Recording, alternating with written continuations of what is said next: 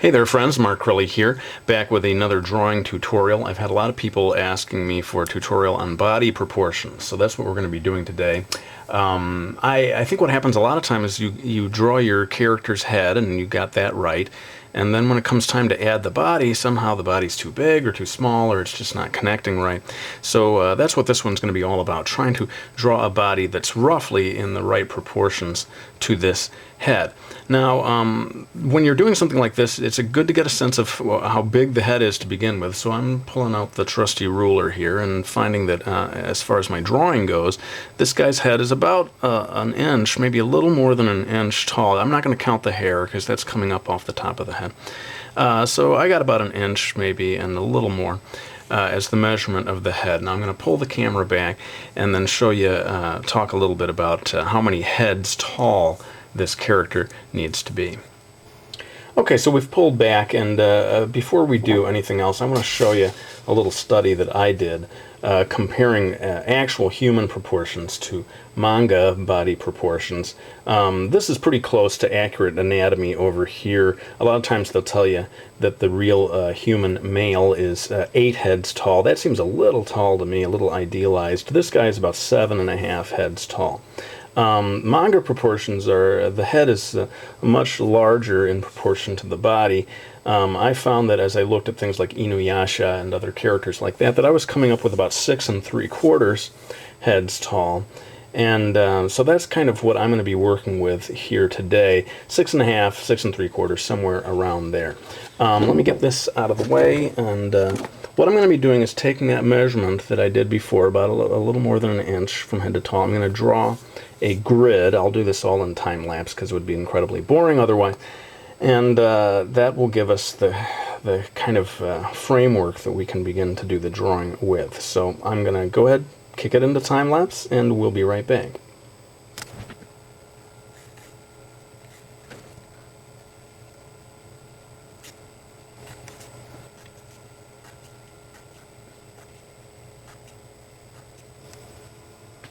Alright, so with the red pencil I have drawn this kind of grid system here, 6 and about a half, a little more maybe, heads tall, and also got them, perfect squares, so I've got guidelines over here as well, and that'll give me some help when it comes time to decide how wide the shoulders should be and where the arms are going to go and so forth.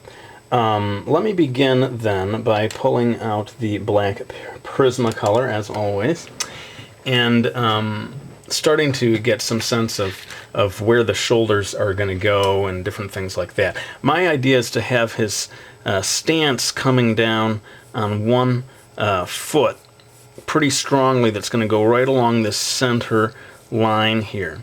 And I'm going to go ahead and kind of indicate a flat, slightly triangular shape down here of where that foot's going to go. And then maybe just in a loose way start to shade something in for where that one leg is going to go. Now you got the 3 boxes here. At the bottom of the 3rd box, just a little bit above it, is maybe where your waist is going to be. The shoulders coming in, maybe 1/4 or 1/3 of the way down through this 2nd box. And then I can start to, my style anyway, to move forward into getting a little more of the basic idea of where his body's going to go. These are all just rough guidelines. I'm not worried about getting everything in exactly the right spot at this stage, but one of the legs, just to make it a more interesting pose, is going to come all the way down here, and maybe the heel is going to reach the bottom, maybe a little below the bottom of that box. It'll give him sort of confident fighter's stance. And so I've got that there coming off to the side. The neck, I'll hold off on the neck. I think you can get to that a little bit later on. But let's start to get some rough sense of where the arms are going to go. I want this, again, I want him to look very strong, this guy. So I'm going to make an arm that kind of comes out to the side like he's getting ready for a fight. And one thing when you're drawing the arms, it's always a trick to know where the hands are going to be. Certainly they're coming below the waist, probably about midway through the thigh. His arm is bent a little bit here, so we're not getting that. If it was coming all the way down, it might be a little more like midway through the thigh. Let's indicate where the knees are going to be. Like what I said, one of the legs is coming forward, so that knee is coming near the bottom of this. But what is that? 1, 2, 3, 4, fifth box here. And then this other one is kind of back a little further, so that knee is going to be a little higher up. I'm just doing some circles here, so hopefully this shows up. That's the problem with these videos, doing the rough guidelines. No one can see these things, so I'm going to make it a little darker just in case, because everyone leaves comments saying, I can't see anything. So I'm going to just darken this up, making it considerably darker than I would normally with rough guidelines, because I would want to be able to erase them. The Prismacolor really cannot be erased, and that's why generally I would keep it lighter. But just to make sure you can see in this video, I'm going to darken it up a little. Again, let's get another arm in here. This time it's coming, the shoulder, the edge of the shoulder is about a third in from that box. And I'm going to bring this arm out a little bit, like he's getting, like I said, ready for a fight. Get this fist can kind of break out of that extra line. And this gives me at least a basic sense of where things are going to start to fall as I draw this figure. Let me zero in and start to do bit by bit different sections. Otherwise, I think it gets a little boring to watch from a whole distance the way I do these things. So let's zoom in for a closer view of the upper part of the body. Okay, well, I'm going to start working on the shoulders for this character. This guy's a very strong character, so I'm going to really try to indicate some muscles on him. And for me, drawing body proportions, a lot of it is sort of trial and error and searching for these lines and you know, putting them down, erasing them, and so forth, until I get them where they just look right to me. And I should just say that I'm no great expert in anatomy. That's part of the reason why I put off doing this video for so long, because I get it wrong routinely. But since so many people had asked for a video like this, I feel like I really ought to give it my best shot. So here's the shoulders. You know, you saw that my framework there, I had just drawn this straight line. But as I go to do the real shoulders, like I said, he's very muscular, so I'm giving him these sort of muscles on the neck that are coming up in a slightly triangular slope kind of a way off of there. That line that I put in there originally, that rough horizontal line, can be used as a location for the collarbone, which artists I think make good use of and to make the body look complete somehow. And if you look at photographs, it's pretty rare that someone's collarbone stands out as much as artists like to draw it. There's just something about getting these lines in here that helps a drawing look complete. And so that's why you'll see people do that a lot. I'm going to go ahead and get the muscular pecs in here without trying to make him look like too much of a bodybuilder. Using this, you know, I got the first box, the second box as a guideline.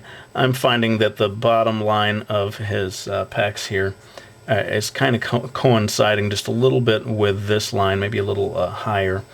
And he's turning to the side a bit.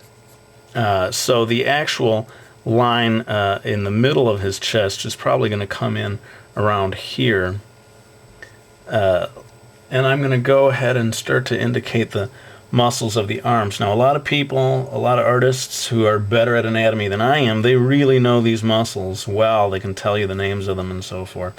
I'm not one of those artists, sadly. I just have a sense that it breaks into a muscle here at the top of the shoulder, and then sort of a second group of muscles over here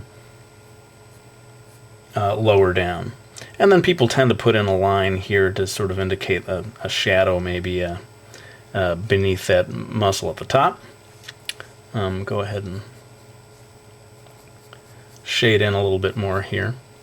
And again, since I'm making him so muscular, I think this first line here that I had done as my rough guideline for the chest is probably not going to be big enough. I'm going to pull it back to make his chest look bigger and stronger.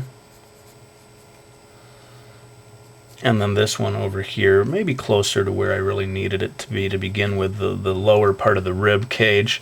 Like I said, he's turning away from us, so this whole thing is kind of off to one side here. I'm going to just lightly indicate a rib cage.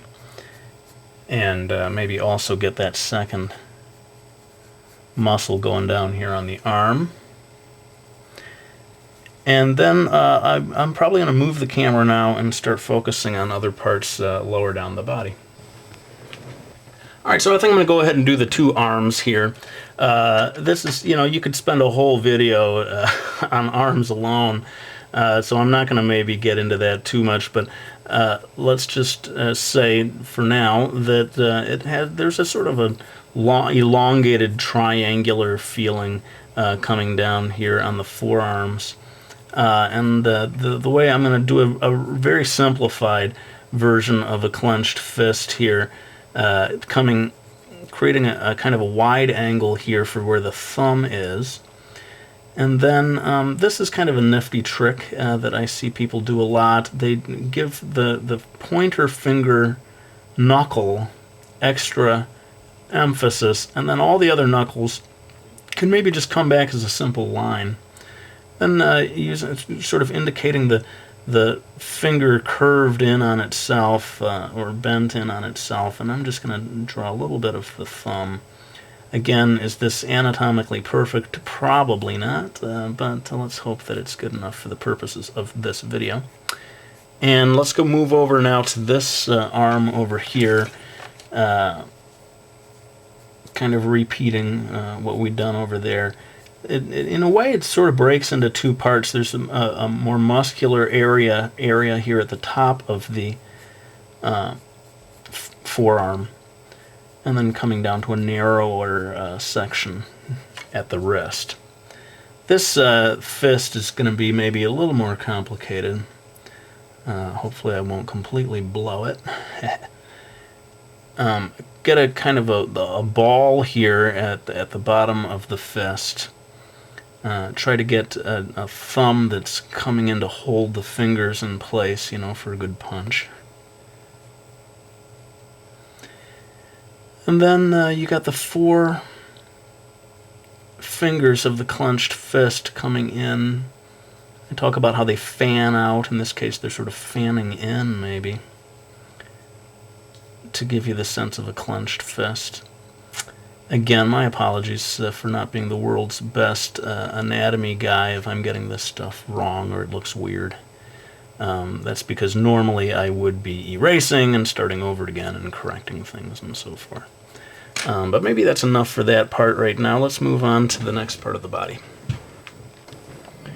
Okay, now drawing the thighs is maybe one of the easier parts of doing a drawing like this, so long as you get the width of it right. I'm trying to make this guy look strong, so I'm going to give him fairly wide, muscular thighs. I'm starting to look at this and feel that it wasn't wide enough to begin with, maybe, this first leg that I drew along the center line, so I'm going to widen it out a little. Hopefully it's not too late to do that. But I am sticking fairly close to where I said the knees were going to be, somewhere around the middle to the bottom of this fifth box. And then we can start to move on to the feet. In fact, I think I might just jump down to that and then connect them with the lower legs. People have requested a video about feet, and I think I will do that for sure in an upcoming video. For now, let's just say that the foot in this position has a very triangular kind of a feeling to it. And I'm still using these guidelines here as a sense of how big the foot should be. It certainly should not be breaking out of this first of this line over here. Otherwise, you're going to have too long of a foot. I'm trying to maybe retroactively thicken up the leg here, make it a little thicker than what I originally was going to do, just to make him look stronger. And then let's go ahead and, like I said, do the foot first at the bottom. This is just my preference. Everyone finds their own ways of doing these things. Maybe I should move the camera a little, just a second. Just wanted to move the camera to make sure that I fit this into frame. So I'm doing the foot first, and like I said, I'm going to do another video probably that deals more with the anatomy of the foot in different positions and so forth. But this is sort of a classic superhero way of drawing a foot. It's a little hard to explain, but it does have a sort of a triangular section here that comes back and then sort of bends in around the heel. So much of this stuff is just practice and finding your own way that seems to work for you. The lower leg, kind of like the forearm, breaks into, seems to me, two parts, kind of thinner part near the ankle and a more muscular part here near the top. And believe it or not, we maybe are getting close to a usable body in proportion. Let me pull the camera back so you can see what I've got so far. Alright, so we've pulled back here. I've been adding some details here of clothing, a belt, a knife, different stuff like that, just to give you some ideas of how it would look once you've added clothing onto the character. Thanks so much for being patient with me. I know it's been a while since my last video. I finally got some paying work the other day, so you know how that goes. I had to focus on that. But I will never forget my YouTube subscribers, and always want to give a big shout out to those of you who have picked up Miki Falls, my manga series. I've heard from a lot of people in England, people all over the world, who have special ordered the series. I thank you for doing that, and I do hope that you found this video useful. Like I said, I got plenty more to do. Like the one about feet and different stuff like that. Keep the suggestions coming because I do want to make the kind of videos that you all want to see. So thanks again for watching these videos and for subscribing and all that good stuff. I do appreciate your support, and I will hopefully be back with another video for you real soon.